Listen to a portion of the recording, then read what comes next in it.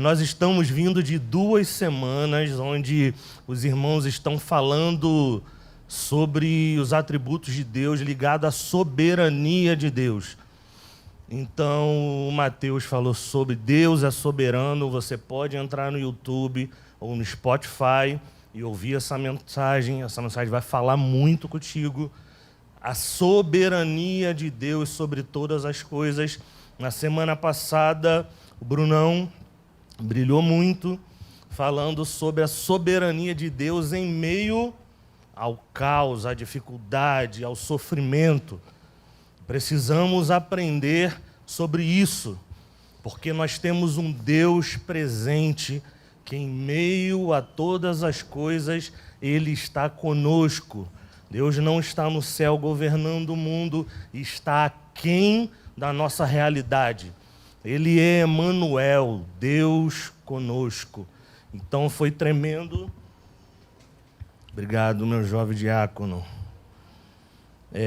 Foi tremenda essa palavra e eu fiquei refletindo sobre essas duas palavras, sobre soberania de Deus, quem é Deus, e eu fiquei refletindo sobre e nós sabemos quem é Deus, quem é o Senhor, tudo que Ele fez, tudo que Ele faz e o que Ele fará. Eu fiquei fazendo uma pergunta a semana inteira. E nós? O que nós somos para o Senhor? O que nós respondemos a Deus? E me levou a pensar sobre igreja, evidentemente. E no Ocidente é muito comum que a gente crie uma ideia sobre igreja. Se a gente fizer um censo rapidinho aqui, nós vamos falar sobre o que é igreja. Igreja é isso e aquilo. Quem já ouviu, por exemplo, que igreja é um hospital? Né? Isso é história, não é nada disso. Tá? A gente vai chegar lá. Igreja é tipo a Arca de Noé, não é? Eu já ouvi, né, essa associação, e é bem ruim essa associação, né? Porque a Arca de Noé é um monte de bicho, né? Então, não concordem com isso, por favor. Então, assim, tem igreja isso, igreja aquilo, mas o que a Bíblia diz para nós, o que é igreja? Então, assim, de imediato eu queria que você pensasse comigo que igreja não tem a ver com a questão física do templo. A primeira vez que surge o conceito de igreja na Bíblia, no Antigo Testamento, no livro de Êxodo, quando Deus convoca o seu povo para estar diante de ti. E aquele povo, ouvindo a voz do seu Deus, voluntariamente não consegue dizer não e vai diante do seu Deus. O termo para isso se chama curral. Ovelhas que ouvem a voz do seu pastor e congregam diante dele. Eu queria ler alguns versículos para dar norte a isso que eu estou falando. Êxodo 12, versículo 6. Abra comigo, por favor, aí. Êxodo 12, versículo 6. Abra sua Bíblia, abra seu tablet, abra seu celular. Faça o exercício de movimentar as Escrituras para que você não esqueça, inclusive, onde estão os livros, né? Corremos o risco de, daqui a uns anos, pessoas abrir Êxodo no Novo Testamento. Eu não duvido. Êxodo 12, verso 6. Não, diz assim o texto: e o guardareis até o 14º dia deste mês, e todo o ajuntamento da congregação de Israel o sacrificará à tarde. Então essa palavra congregação significa isso. Outro texto, Êxodo 24, verso 3. Avança um pouquinho para frente. Quem aqui foi abençoado pelo momento de adoração? Amém. Graças a Deus por isso. Nós não temos muito hábito de ficar, vamos lá, faça isso, faça aquilo, levante sua mão. Nós não somos animadores de plateia. Entendemos que o culto é coletivo ao Senhor.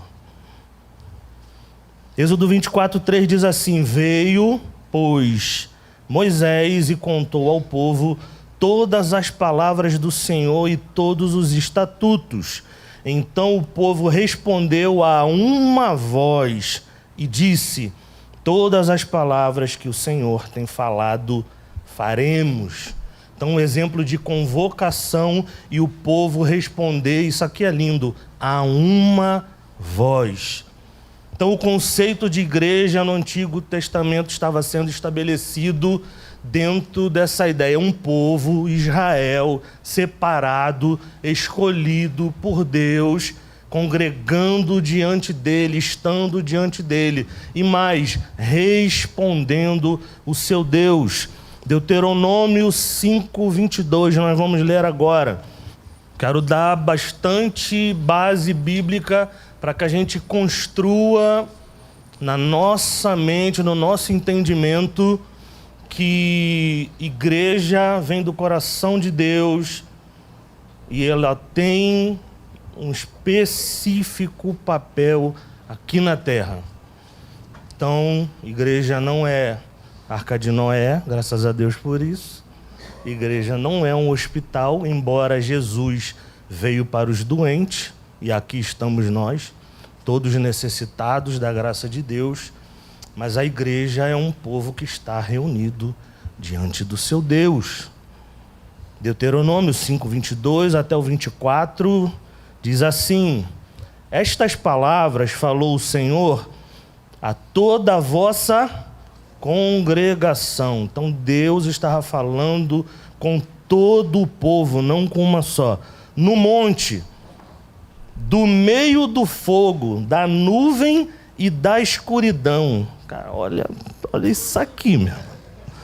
Do meio do fogo, da nuvem e da escuridão. Esse é o nosso Deus, poderoso, perigoso. Com grande voz, e nada acrescentou. E as escreveu em 2 tábuas de pedra. E Moisés estava recebendo aqui a lei. E a mim mais deu. E sucedeu que, ouvindo a voz do meio das trevas e vendo o monte ardendo em fogo, vos achegaste a mim todos os cabeças das tribos e os vossos anciãos. E dissestes: eis aqui o Senhor nosso Deus nos fez ver a sua glória, sua grandeza, e ouvimos a sua voz do meio do fogo. Hoje vimos que Deus fala com o homem e que este permanece vivo. Uau! A perna chega a tremer, irmão. E aqui, quando eu li esse texto, eu fiquei me perguntando: onde está o nosso conhecimento sobre Deus que não faz mais as nossas pernas tremerem, temer o nome do Senhor? Porque se Deus é soberano e sabemos disso e afirmamos isso a todo tempo, o evangélico tem o hábito de falar sobre isso. Acontece alguma catástrofe, algum mal, alguma coisa, ou seja, muito boa, Deus é soberano, Deus está no controle de todas as coisas. Mas, de fato, nós não sabemos a profundidade disso, irmãos. Porque Deus, ele é relacional. Deus não está longe. A Bíblia acabou de nos mostrar que do meio do fogo, das trevas, Deus, ele falou com o homem não morreu. Mas da onde saiu isso que o homem poderia morrer? Porque o fogo queima, gente. Já parou para imaginar isso? E o povo teme, brother. Só que Deus faz o que faria e fez, e o povo desce de lá ileso, o homem sai de lá ileso. Isso é maravilhoso. Então, esse conceito de igreja, mais uma vez, para afirmar no nosso coração, ele vem disso. Deus tem um povo e congrega seu povo diante de si mesmo, porque ele sempre quer revelar a sua vontade. Então, o alvo da congregação diante de Deus, o seu povo diante de Deus, nós todos aqui nessa manhã, é conhecer a vontade do nosso Deus. Isso coloca nos imputa uma responsabilidade. E que responsabilidade é essa, Juan? Não há passividade diante de Deus num culto. Eu sempre falei sobre isso, sempre falarei e sempre serei chato com isso, com muito gosto. Gostou, né? Muito gosto. Por quê? Porque Deus não é um Deus que está aquém de nós. Ele é Emanuel, Ele se relaciona, Ele se importa conosco, Nicolas. E isso é muito louco. Porque quando eu olho para mim, cara, eu não valho nada. E Deus me ouve, e Deus se achega, e Deus responde. Eu só posso não ter mais uma postura passiva. Se Deus se relaciona, eu respondo. Se eu conheço sobre Deus, eu respondo. Se é papel do cristão louvar e adorar o Senhor, entoando cânticos, louvores, hinos, salmos espirituais, como Daniel abriu, lendo Efésios, nós não ficamos parados diante de Deus. Mas por que isso? Porque Deus é digno de tudo o que nós fazemos. Mas eu não gosto de levantar minha mão, Juan.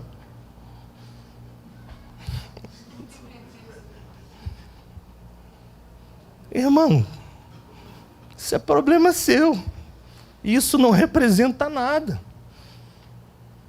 E por que isso? Isso não é arrogância da minha parte, não, tá, irmão? Tô falando até brincando para ninguém achar que eu sou grotesco aqui. Porque, imagina comigo, quem aqui foi salvo por Cristo? Quem tem aqui consciência da sua salvação aqui?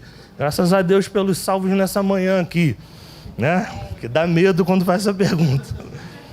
Ok, somos salvos aqui. Quem aqui tem consciência da obra que Cristo fez na sua vida?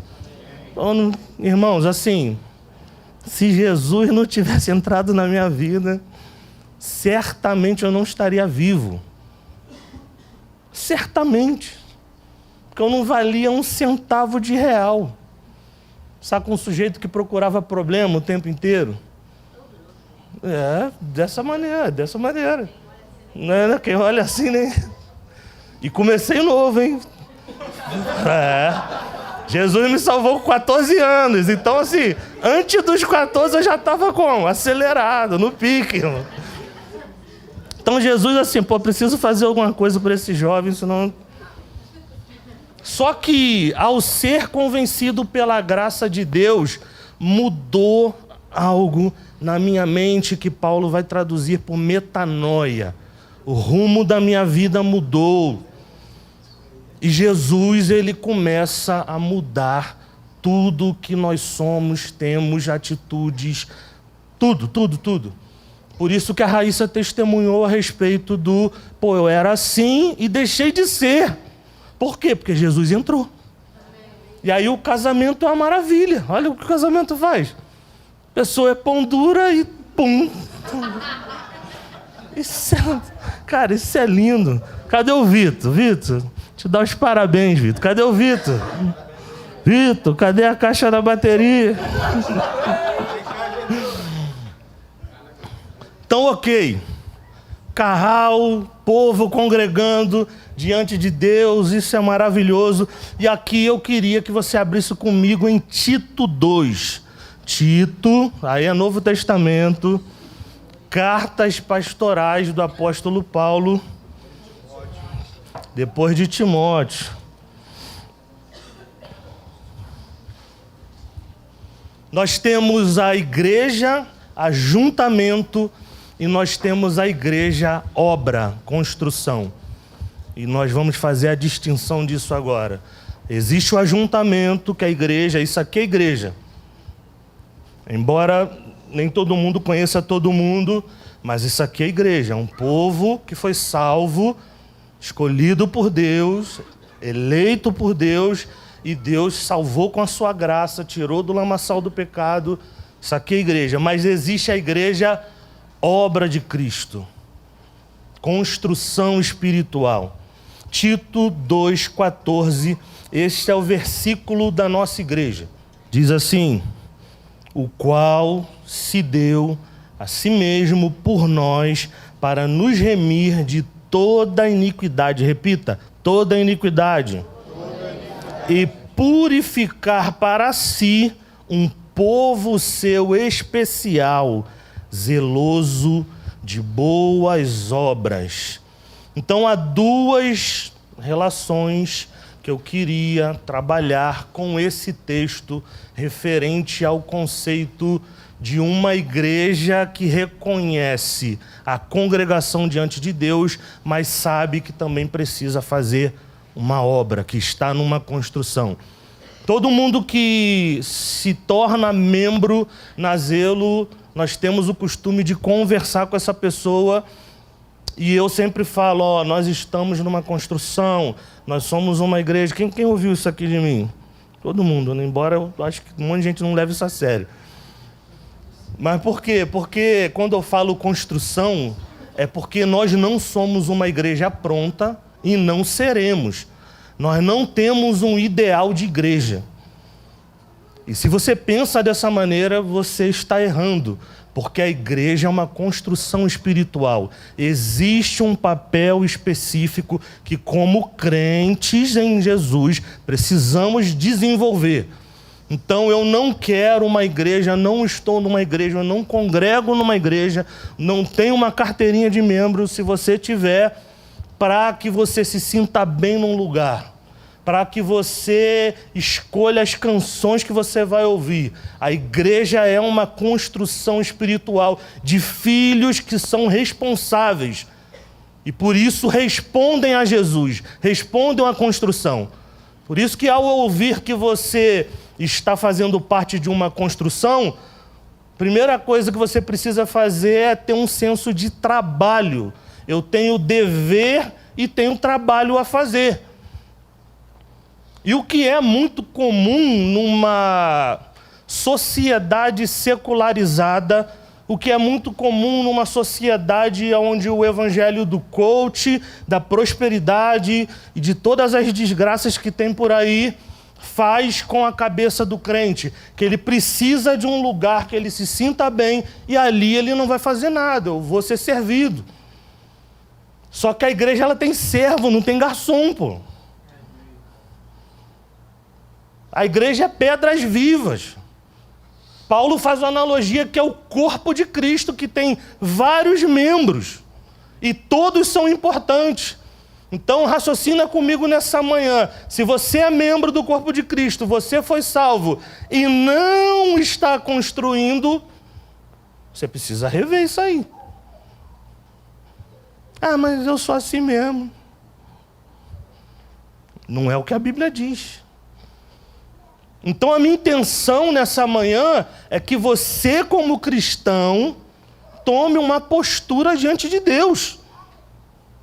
Mas por que eu preciso tomar essa postura, Juan? Porque Jesus vai cobrar tudo o que você faz aqui nessa terra. Se você nunca ouviu sobre isso, eu vou te trazer uma verdade aqui dura, mas que pode consolar o seu coração também e trazer esperança. Um belo dia, nós vamos sentar diante do justo juiz chamado Jesus, o Cristo, o Filho do Deus vivo, e vamos prestar contas de tudo o que nós fizemos. Trabalho, casamento, solteirice, como gastamos nosso dinheiro, como foi meu testemunho, qual o fruto que eu dei, se eu ganhei pessoas para Jesus ou não, se eu cumpri meu ministério, se eu aceitei minha vocação e parei no meio do caminho, se eu fiquei o tempo inteiro só reclamando e não fiz nada.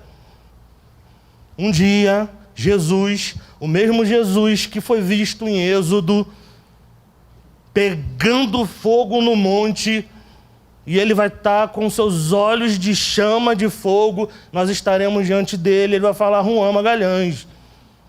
Ele não vai me chamar de pastor. Ele vai falar, Juan, E aí eu vou ouvir: servo bom e fiel, seja bem-vindo.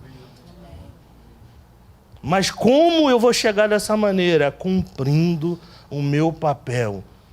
Então, assim, sai! Toda ideia contrária que você pode ficar... Essa foi diferente, né? Essa foi diferente. Do zero.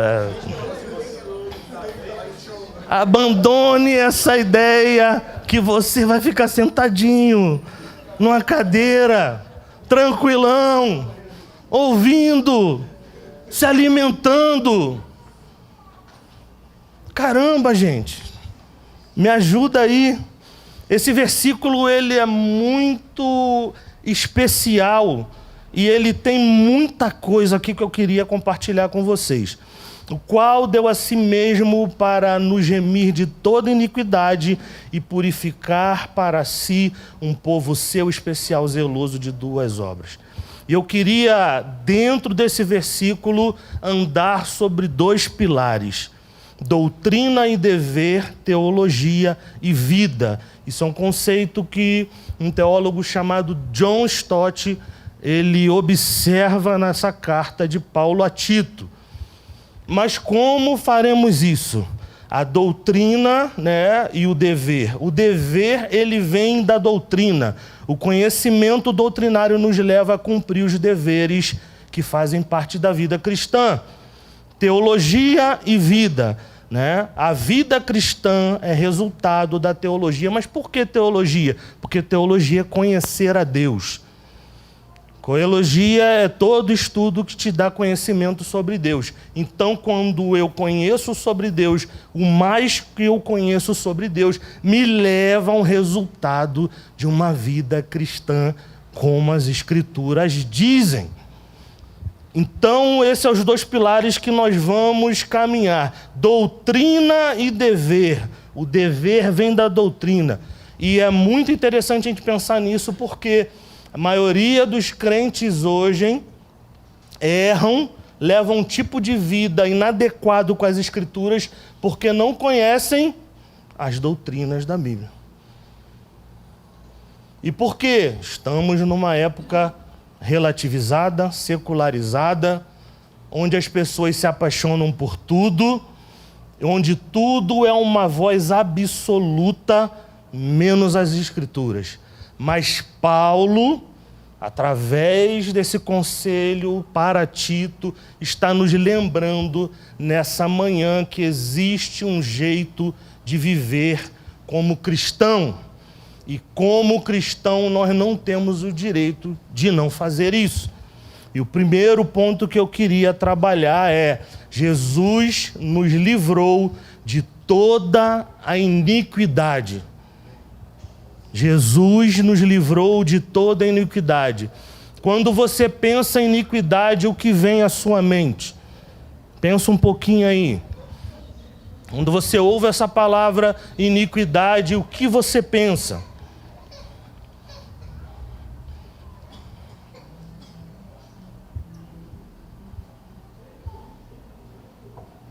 Pensou?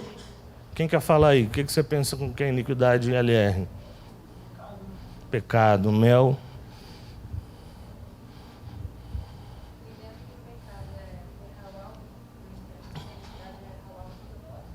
Errar o alvo de propósito. Buraco fundo, né? Você, Mateus, o que é iniquidade para você? Morte? Ok, vamos lá. A iniquidade, ela tem a ver com toda a vida fora de Deus que nós vivíamos. Nós éramos iníquos. Então, existe um texto em Efésios 2, que eu queria que você abrisse, que vai nos dar ideia sobre isso. Diz assim: Ele lhes deu vida quando vocês estavam mortos em suas transgressões e pecados. Alguém tem uma outra versão que fala diferente? Em desobediência. Alguma outra? Transgressões e pecados. Então, Paulo está falando aqui na carta aos Efésios que Jesus entra na nossa vida quando estávamos mortos.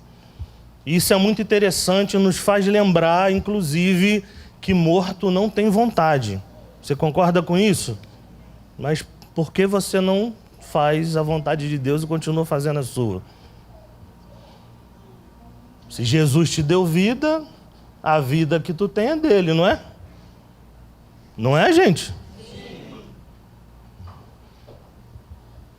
E aí ele vos deu vida quando vocês estavam mortos.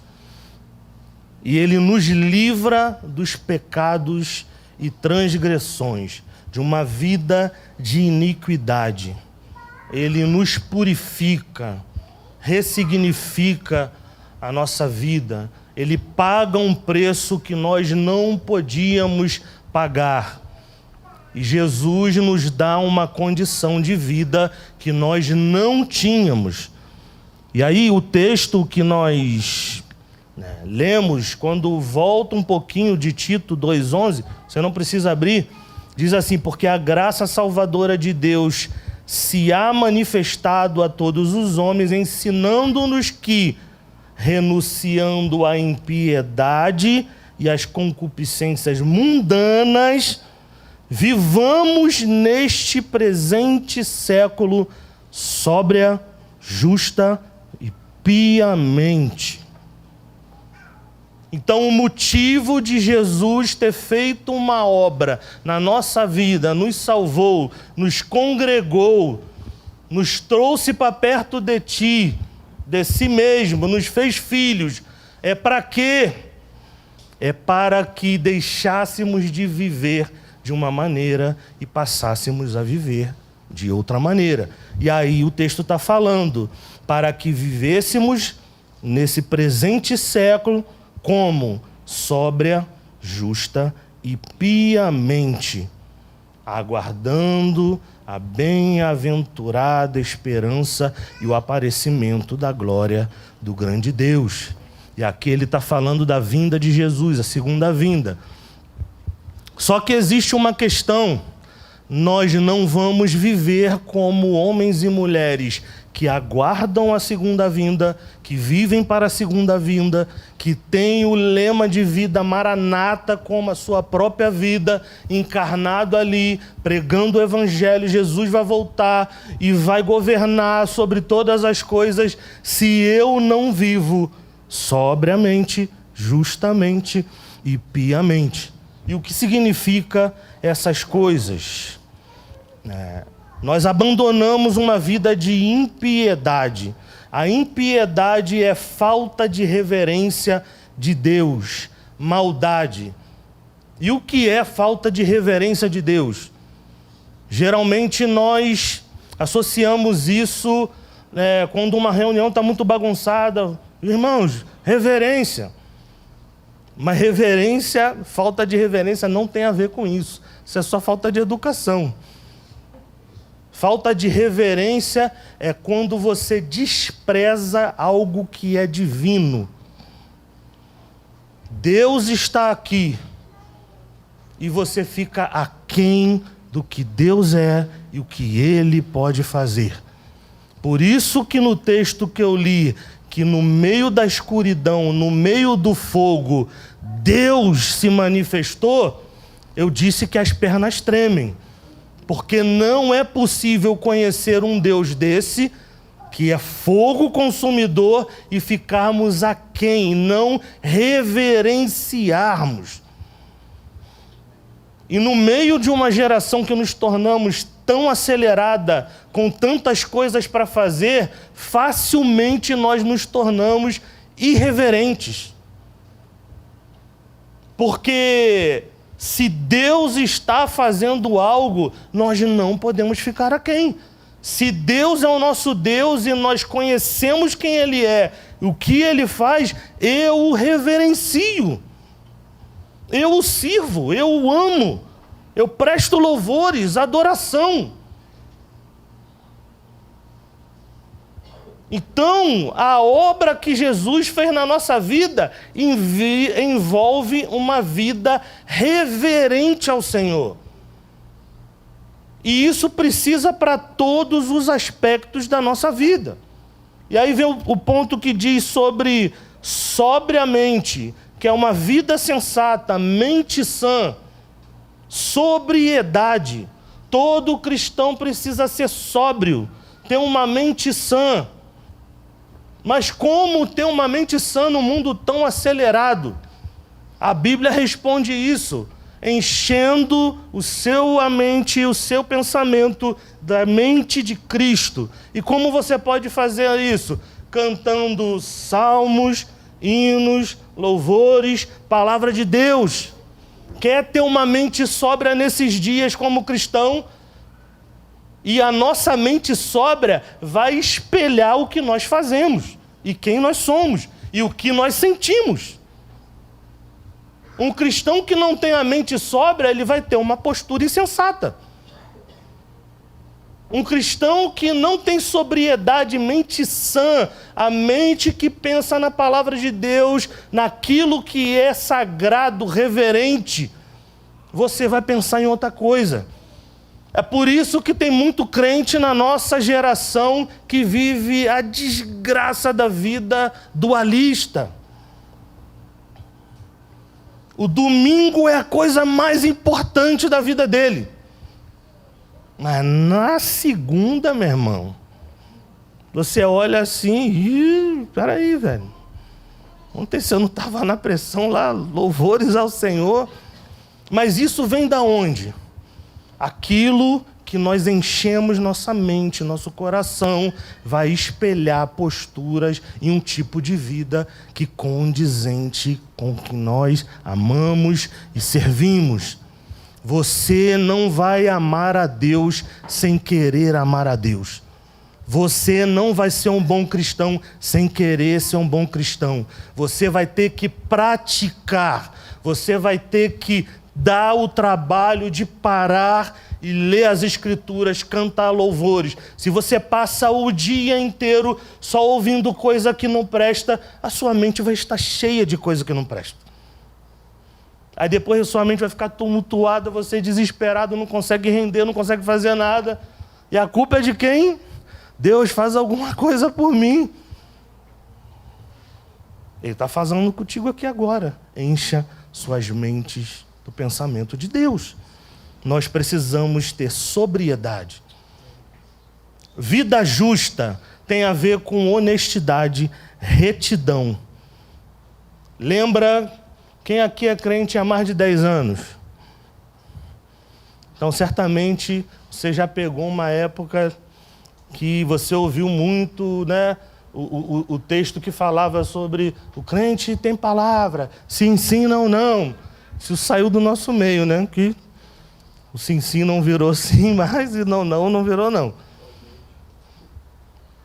Crente precisa ser honesto. Mas isso na prática significa o quê? Cara, coisas simples, gente. Recebeu o troco a mais, devolve. O crente, ele vive para ter uma vida justa, contigo e com os outros.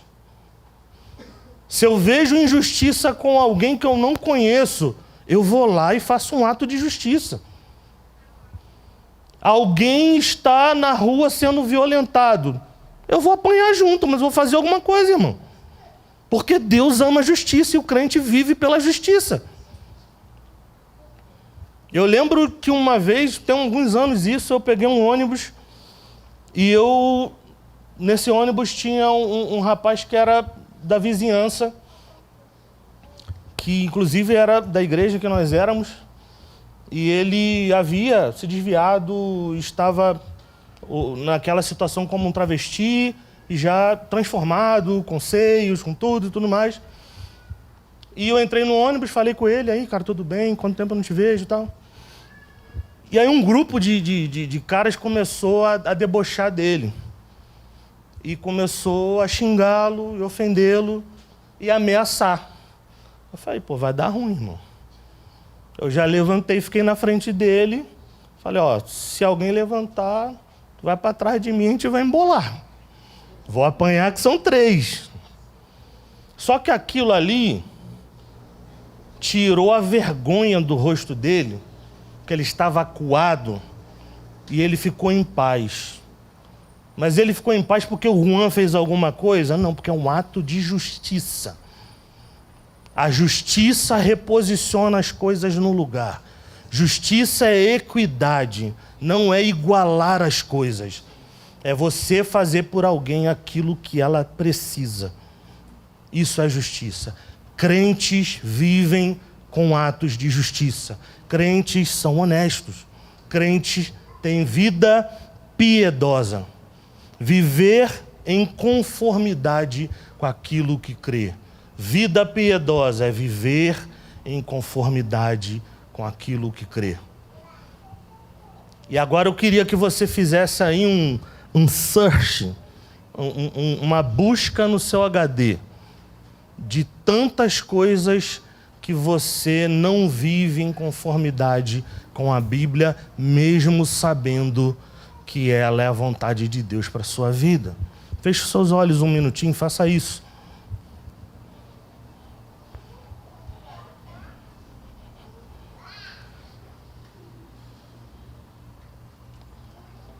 Eu anotei uma lista em casa essa semana, pensando nisso.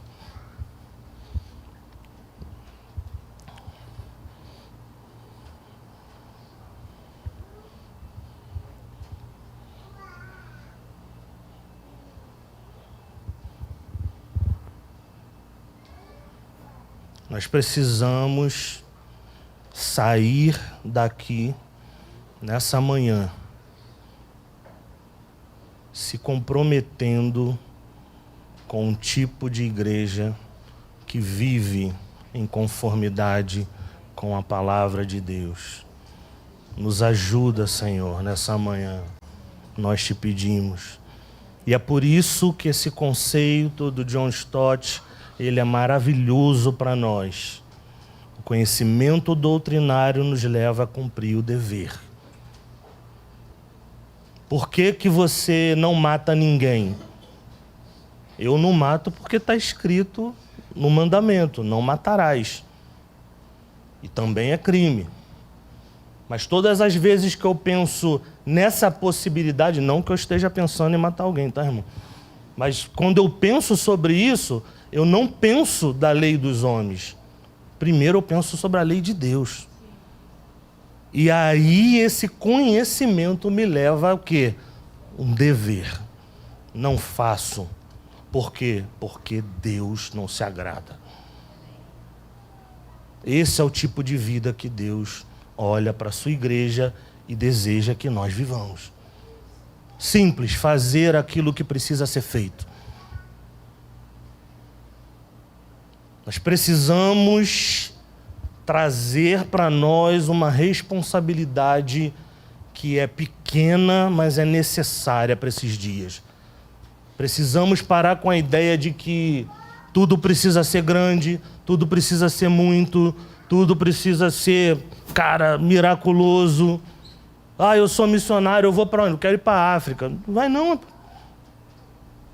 Prega o evangelho para sua família, para os seus vizinhos, para os seus amigos.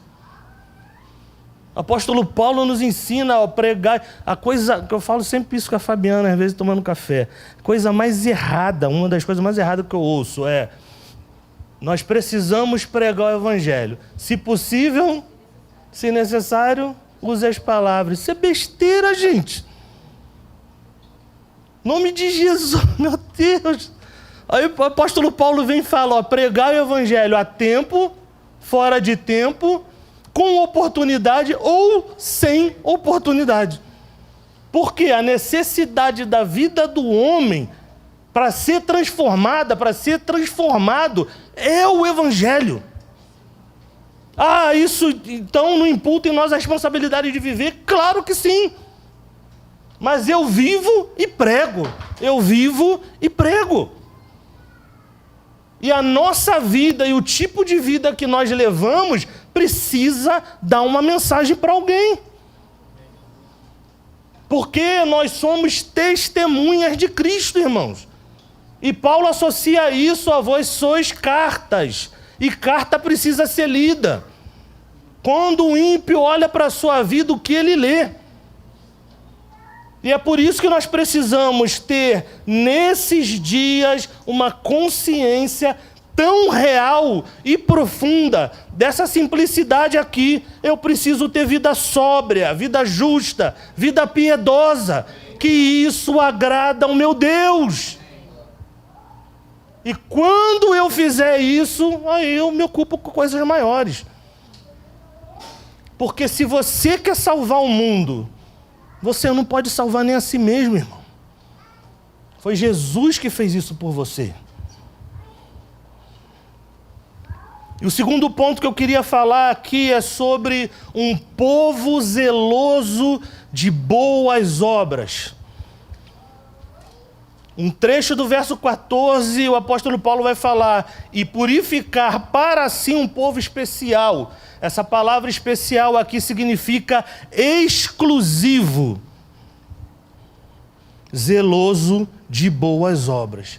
Se você pertence a Deus, se Deus fez um povo exclusivo, você precisa viver unicamente, exclusivamente para o seu Deus. Isso vai fazer com que Deus seja a pessoa mais importante da sua vida. Mais que o seu marido, mais que a sua esposa, mais que o seu namorado, mais que a sua profissão, mais do que a sua conta bancária, mais do que os seus sonhos, mais do que qualquer coisa, irmãos. Porque é Deus que enviou o seu Filho, Jesus Cristo, quando você estava morto e não podia fazer nada por você. E Ele te salvou e te fez um povo exclusivo para Ele. Então, o tipo de vida que nós precisamos viver é dar uma resposta à altura da dignidade do sacrifício de Cristo.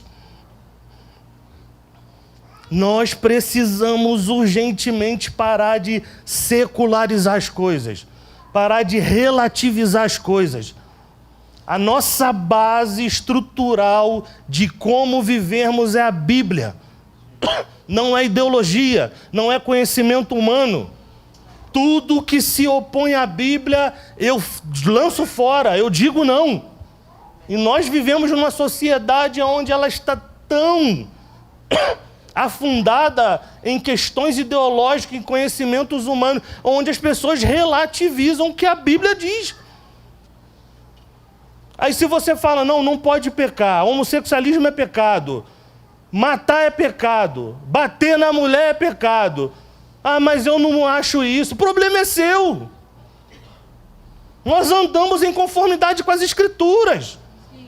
Assim como falar sim e não cumprir é pecado. Assim como mentir é pecado. Assim como fazer maledicência da vida do irmão é pecado. Ah, eu acho que o irmão é isso. Cala sua boca. A Bíblia fala quando que você suspeita mal do seu irmão, você está pecando. Irmãos, suspeitar.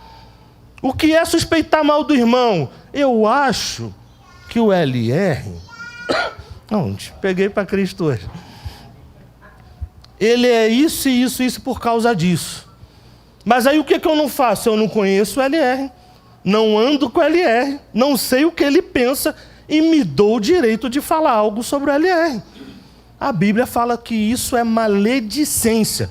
E vai colocar numa classificação muito perigosa, que há coisas que Deus não gosta e a sétima ele abomina.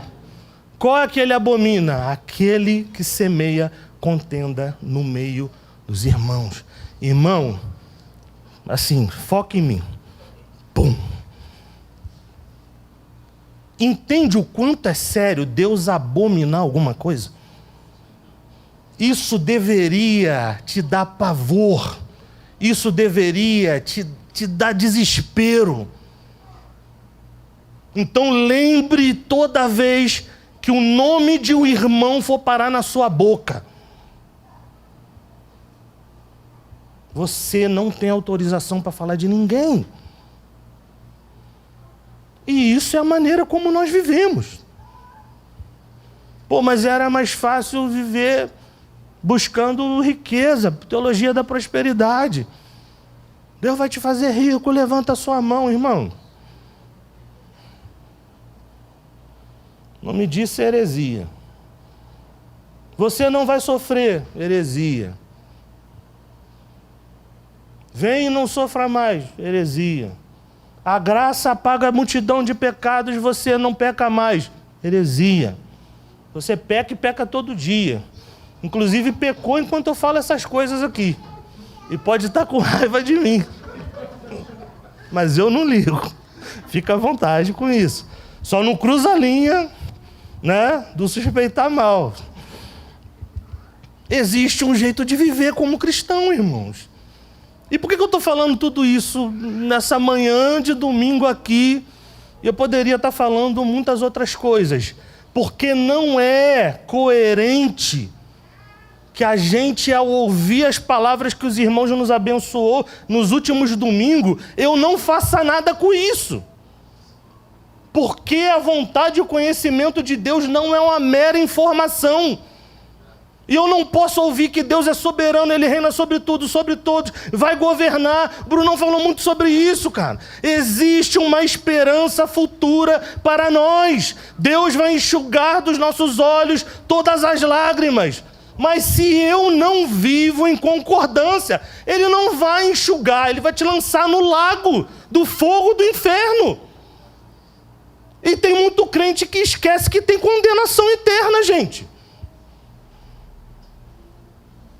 E qual é a resposta que eu preciso dar? Foi salvo, foi alcançado, Jesus entrou na sua vida, viva de maneira total, entregue a Jesus tudo o que você precisa. Por isso que precisamos ser sóbrios, justos, piedosos. E Ele nos fez um povo exclusivo para si, um povo especial. Tem muita gente em crise com isso, que está na igreja, que frequenta a igreja e fica, eu não sei. Cara, olha o feeling do amado. Viu que eu tô tossindo, vou pegar água. Que fica nesse discurso de não sabe. Por que isso? Porque você está tão cheio de outras coisas que você não consegue olhar para Deus. Você está tão cheio de outros amores, de outras paixões, que Deus é a última coisa que você pensa.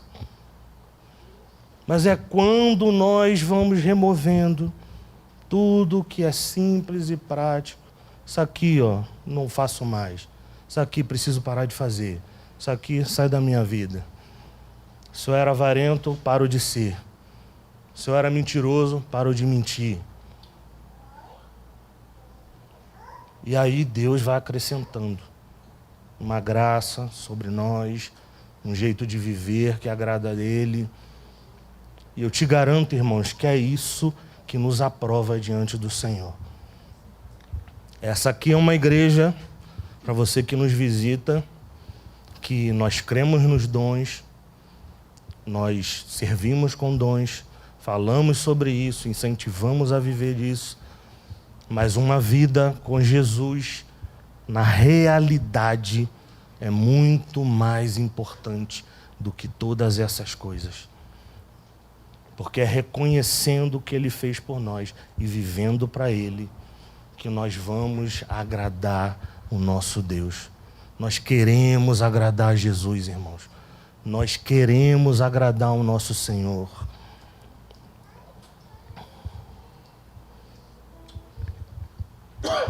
Efésios 2, 7, 9 diz assim: Deus fez isso para mostrar nos tempos vindouros a suprema riqueza da sua graça, em bondade para conosco em Cristo Jesus. Porque pela graça vocês são salvos mediante a fé, e isto não vem de vocês, é dom de Deus, não de obras para que ninguém se glorie. Então a Bíblia está falando porque Deus fez isso, para que mostrar nos tempos vindouros a suprema riqueza da sua graça. É a graça de Deus que nos dá a condição de viver tudo o que nós precisamos. Se a gente olha para todos os deveres e o tipo de vida que precisamos ter segundo as Escrituras, meu Deus, então susto. É a graça de Deus que nos permite a viver isso. Essa semana nós ouvimos uma palavra do seu Haroldo. E no mesmo dia eu e o Daniel estávamos conversando sobre... A gente só fala de igreja, irmão. A gente é isso aí. Não falo com o Daniel, fica óbvio. E aí, como é que você está? E passou disso. Pô, igreja, o que a gente vai fazer? Povo, Bíblia, comentário, não sei o que lá. Só que a gente estava falando sobre um tipo de gente. E a gente estava falando do anseio de ver um povo tão convicto por Jesus, que nada mexe com a sua estrutura. Nenhuma ideologia, nenhum pensamento humano, nenhum relativismo, nenhuma heresia, onde as pessoas são tão convictas pela obra de Cristo e amam a Jesus ao ponto de doar a sua vida por Ele, onde a gente não precisa estar falando, vamos lá, gente. E eu falando com o Daniel, cara, eu tenho orado muito sobre isso, Senhor. Levanta um povo que te ame à medida do que você nos ama, Senhor. Será que é impossível? E à noite, nós, numa chamada de vídeo, o senhor Haroldo estava compartilhando sobre isso. Sobre uma minoria criativa, que é um povo convicto, e é tão convicto daquilo que tem, que ele é capaz de transformar qualquer coisa. E é com essa mente que o Martin Luther King fez todo aquele movimento contra o racismo nos Estados Unidos.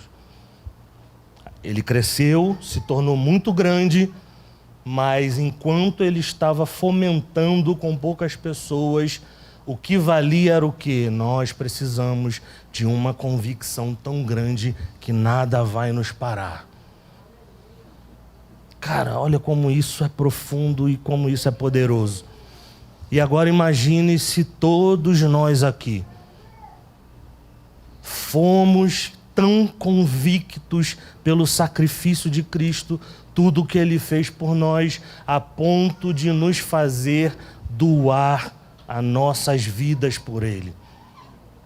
E aí nós vamos sair de uma igreja que congrega diante de Deus, que usufrui dos seus benefícios, da sua graça, da sua presença, mas nós vamos adicionar um povo convicto que está trabalhando junto com Ele, servindo a Jesus, olhando para o que Ele faz e correspondendo. E esse é um tempo para nós nos tornarmos esse tipo de igreja. Um tipo de homens e mulheres que estão amando ao Senhor com todas as suas falhas, com todos os seus erros. Nós não vamos parar de errar, nós não vamos parar de pecar. O pecado é uma realidade por causa da queda. Nós estamos sendo redimidos e um dia vamos receber um corpo glorificado. E não haverá mais pecado, não haverá mais dor, não haverá mais morte, porque Jesus venceu a morte. Ele é o príncipe da paz. No meio de todo o caos reinará a paz, e nós poderemos colocar os nossos olhos em Jesus e segui-lo.